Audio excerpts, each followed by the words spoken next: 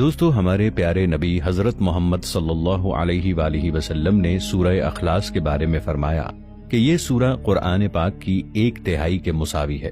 مگر اس صورت میں ایسا کیا ہے کہ ہمارے آقا حضرت محمد صلی اللہ علیہ وآلہ وسلم نے اس کو قرآن کا 1/3 قرار دیا ہے؟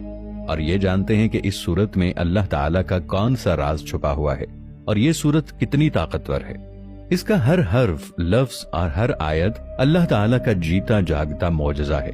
ایک شخص نے رسول اللہ صلی اللہ علیہ وآلہ وسلم سے عرض کیا کہ میں سورہ اخلاص سے محبت کرتا ہوں، تو آپ صلی اللہ علیہ وآلہ وسلم نے فرمایا کہ اس کی محبت تجھے جنت میں لے جائے گی۔ ایک شخص نے کسی کو اس سورت کو پڑھتے ہوئے رات کے وقت سنا کہ وہ بار بار اسی کو دہرا رہا ہے۔ صبح کے وقت آ کر اس نے حضور صلی اللہ علیہ وآلہ وسلم سے ذکر کیا، گویا کہ وہ اسے ہلکے ثواب کا کام جانتا تھا۔ تو حضرت محمد صلی اللہ علیہ وآلہ وسلم نے فرمایا، اس کی قسم جس کے ہاتھ میں میری جان ہے، یہ سورت 1/3 قرآن کے برابر ہے۔ مسند احمد کی روایت میں ہے کہ حضرت ابو ایوب انصاری رضی اللہ تعالی عنہ نے فرمایا، کیا تم میں سے کسی کو یہ طاقت حاصل ہے کہ وہ ہر رات تیسرا حصہ قرآن کا پڑھ لیا کرے؟ صحابہ کرام رضوان اللہ علیہم اجمعین کہنے لگے کہ یہ کس سے ہو سکے گا؟ آپ نے فرمایا، سنو، قل هو اللہ 1/3 قرآن کے برابر ہے۔ اتنے میں رسول اللہ صلی اللہ علیہ وآلہ وسلم بھی تشریف لے آئے۔ حضرت محمد مصطفیٰ صلی اللہ تعالی علیہ وآلہ وسلم نے سن کر فرمایا، ابو ایوب سچ کہہ رہے ہیں۔ اسی طرح ایک مرتبہ حضرت محمد صلی اللہ علیہ وآلہ وسلم نے صحابہ کرام سے فرمایا کہ تم سب ایک ساتھ اکٹھے ہو جاؤ، میں تمہیں آج 1/3 قرآن سناؤں گا۔ صحابہ جمع ہو کر بیٹھ گئے۔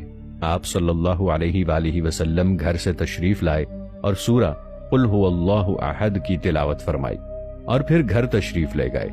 اب صحابہ میں باتیں ہونے لگی کہ حضرت محمد صلی اللہ علیہ وآلہ وسلم نے تو یہ وعدہ کیا تھا کہ 1/3 قرآن سنائیں گے، شاید آسمان سے کوئی وحی آ گئی ہو۔ اتنے میں آپ صلی اللہ علیہ وآلہ وسلم پھر واپس تشریف لائے اور فرمایا، میں نے تم سے 1/3 قرآن سنانے کا وعدہ کیا تھا، سنو، یہ سورت 1/3 قرآن کے برابر ہے۔ صحیح مسلم میں ہے، حضرت ابو درداء رضی اللہ تعالی عنہ سے روایت ہے کہ رسول اللہ صلی اللہ علیہ وآلہ وسلم نے فرمایا، کیا تم اس سے عاجز ہو کہ ہر دن 1/3 قرآن شریف پڑھ لیا کرو؟ لوگوں نے کہا، حضور صلی اللہ علیہ وآلہ وسلم، ہم اس سے بہت عاجز اور بہت ضعیف ہیں۔ آپ صلی اللہ علیہ وآلہ وسلم نے فرمایا، سنو، اللہ تعالیٰ نے قرآن کے 3 حصے کیے ہیں، قل هو اللہ احد تیسرا حصہ ہے۔ مسند احمد کی ایک روایت میں ہے کہ رسول اللہ صلی اللہ علیہ وآلہ وسلم فرماتے ہیں، جو شخص اس پوری سورت کو 10 مرتبہ پڑھ لے گا، اللہ تعالیٰ اس کے لیے جنت میں ایک محل تعمیر کرے گا۔ اس پر حضرت عمر رضی اللہ تعالی عنہ نے کہا، یا رسول اللہ صلی اللہ علیہ وآلہ وسلم، پھر تو ہم بہت سے محل بنوا لیں گے۔ آپ صلی اللہ علیہ وآلہ وسلم نے فرمایا، اللہ اس سے بھی زیادہ اور اس سے بھی اچھے محلات دینے والا ہے۔ ابو یعلا کی ایک حدیث میں ہے کہ جو شخص قل هو اللہ احد 50 مرتبہ پڑھ لے تو اس کے 50 سال کے گناہ معاف ہو جاتے ہیں۔ حضرت ابو سعید خدری رضی اللہ تعالی عنہ سے روایت ہے کہ سورہ اخلاص کو آدھے یا 1/3 قرآن کے برابر قرار دیا گیا ہے۔ سورہ اخلاص کے مکی اور مدنی ہونے میں کافی اختلافات موجود ہیں، کیونکہ حضرت عبداللہ بن مسعود رضی اللہ تعالی عنہ سے روایت ہے کہ قریش کے لوگوں نے رسول اللہ صلی اللہ علیہ وآلہ وسلم سے کہا کہ اپنے رب کا نسب ہمیں بتائیں، تب اللہ تعالیٰ نے وحی کے ذریعے یہ سورت نازل کی۔ حضرت جابر بن عبداللہ رضی اللہ تعالی عنہ کا بیان ہے کہ ایک اعرابی نے نبی صلی اللہ علیہ وآلہ وسلم سے کہا کہ اپنے رب کا نسب ہمیں بتائیے۔ اس پر اللہ تعالیٰ نے یہ سورت نازل فرمائی۔ ابن عباس رضی اللہ تعالی عنہ سے روایت ہے کہ یہودیوں کا گروہ رسول اللہ صلی اللہ علیہ وآلہ وسلم کی خدمت میں حاضر ہوا، جس میں کعب بن اشرف اور حوی بن اخطب شامل تھے، اور انہوں نے کہا کہ اے محمد صلی اللہ علیہ وآلہ وسلم، ہمیں بتائیے کہ آپ کا وہ رب کیسا ہے جس نے آپ کو بھیجا ہے۔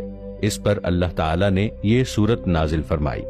حضرت انس رضی اللہ تعالی عنہ کا بیان ہے کہ خیبر کے کچھ یہودی رسول اللہ صلی اللہ علیہ وآلہ وسلم کی خدمت میں حاضر ہوئے اور انہوں نے کہا، اے ابو القاسم صلی اللہ تعالی علیہ وآلہ وسلم، فرشتوں کو اللہ نے نور سے، آدم علیہ السلام کو مٹی سے، ابلیس کو آگ کے شعلے سے، آسمان کو دھوئیں سے اور زمین کو پانی کی جھاگ سے بنایا۔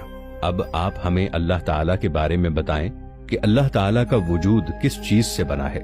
رسول اللہ صلی اللہ علیہ وآلہ وسلم نے اس بات کا کوئی جواب نہ دیا۔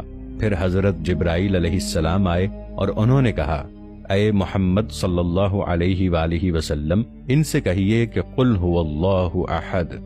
عامر بن اطفیل نے حضور صلی اللہ علیہ وآلہ وسلم سے کہا، اے محمد صلی اللہ علیہ وآلہ وسلم، آپ کس چیز کی طرف ہمیں بلاتے ہیں؟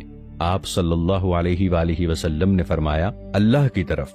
تب وہ عرض کرنے لگے، اچھا ان کی حالت مجھے بتائیے، وہ سونے سے بنا ہوا ہے یا چاندی سے یا لوہے سے؟ تب سورہ اخلاص نازل ہوئی۔ ضحاک، قتادہ اور مقاتل کا بیان ہے کہ یہودیوں کے کچھ علماء حضور صلی اللہ علیہ وآلہ وسلم کے پاس آئے اور انہوں نے کہا، اے محمد صلی اللہ علیہ وآلہ وسلم، اپنے رب کی کیفیت ہمیں بتائیے، شاید کہ ہم آپ صلی اللہ علیہ وآلہ وسلم پر ایمان لے آئیں۔ اللہ نے اپنی صفت تورات میں نازل کی ہے، آپ بتائیے کہ وہ کس چیز سے بنا ہے، کس جنس سے ہے؟ لوہے سے بنا ہے، تانبے سے، پیتل سے، لوہے سے یا چاندی سے؟ اور وہ کیا کھاتا اور پیتا ہے؟ کیا آپ کے رب نے یہ دنیا وراثت میں کسی سے پائی ہے؟ اور اس کے بعد کون اس کا وارث ہوگا؟ اس پر اللہ تعالیٰ نے یہ سورت نازل فرمائی۔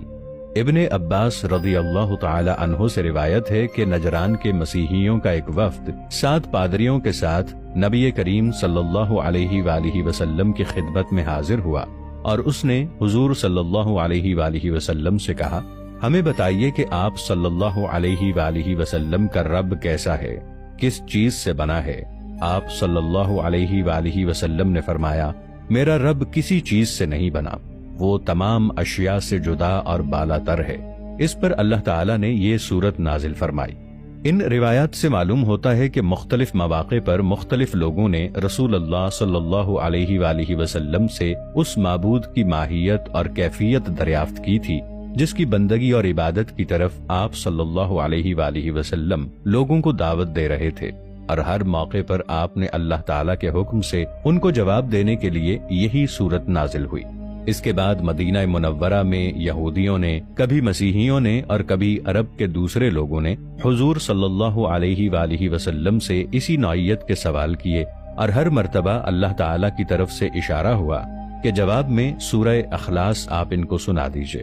اگر احادیث کا مطالعہ کیا جائے تو یہ مکہ کے ابتدائی دور میں نازل ہوئی ہے، جب اللہ تعالیٰ کی ذات و صفات کے بیان میں قرآن کی مفصل آیات ابھی نازل نہیں ہوئی تھیں، اور لوگ حضرت محمد صلی اللہ علیہ وآلہ وسلم کی دعوت کو سن کر یہ معلوم کرنا چاہتے تھے کہ آخر آپ صلی اللہ علیہ وآلہ وسلم کا رب کیسا ہے، جس کی بندگی کی طرف آپ صلی اللہ علیہ وآلہ وسلم لوگوں کو مائل کرتے ہیں۔ اس کے بالکل ابتدائی دور کی نازل شدہ سورت ہونے کا ایک ثبوت یہ بھی ہے کہ مکے میں جب حضرت بلال حبشی رضی اللہ تعالی عنہ کا آقا امیہ بن خلف ان کو دھوپ میں تپتی ہوئی ریت میں لٹا کر ایک بڑا سا پتھر ان کی چھاتی پر رکھ دیتا تھا تو وہ احد احد پکارتے تھے۔